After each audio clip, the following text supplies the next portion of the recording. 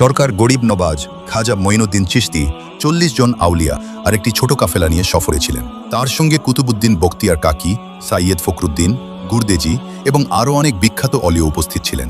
সফরের সময় সরকার গরিব নবাজ একটি গাছের নিচে বিশ্রাম নিলেন। সেখানে এলাকার বাদশাহ খবর পেয়ে প্রথমে তাকে ধরে ফেলা আর হত্যা করার চেষ্টা করল, কিন্তু পরে বুঝল যে তিনি আল্লাহর একজন প্রিয় বান্দা। তখন সে বলল, এই ফকিরকে সাধারণভাবে মারা যাবে না, তাই সে বিষ দিয়ে মারার পরিকল্পনা করল। বাদশাহ তার একজন লোক পাঠিয়ে দাওয়াত দিল। সরকার গরিব নবাজ দাওয়াত গ্রহণ করলেন, কিন্তু বললেন, আমরা প্রাসাদে যাব না, খাবার এখানেই গাছের নিচে নিয়ে আসো। বাদশাহ খুব সুস্বাদু খাবার তৈরি করালো এবং তাতে মারাত্মক বিষ মিশিয়ে দিল। যখন খাবার সরকার গরিব নবাজের কাছে আসার আগে, তখন রসুল পাক হজরত মুহাম্মদ সাল্লাল্লাহু আলাইহি ওয়াসাল্লাম স্বপ্নে এসে জানিয়ে দিলেন যে এই খাবারে বিষ মেশানো আছে। যখন খাবার আনা হলো, তখন সরকার গরিব নবাজ হাসলেন এবং বললেন, আমরা খাবারের দাওয়াত গ্রহণ করেছি, বিষের না। তারপর তার সেবককে বললেন, একটা চাদর বিছিয়ে দাও।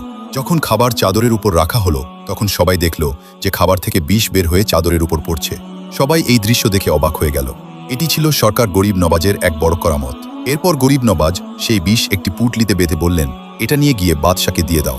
যারা খাবার নিয়ে এসেছিল তারা গিয়ে বাদশাকে সব ঘটনা বলল। বাদশাহর মাও এই ঘটনা শুনে খুব রেগে গেলেন। তিনি বললেন, আমরা রাজপুতরা কারো সাথে প্রতারণা করি না, আমরা যুদ্ধ করে মরতে জানি। এই কথায় লজ্জা আর রাগে বাদশাহ নিজেই সেই বিষ খেয়ে ফেলল।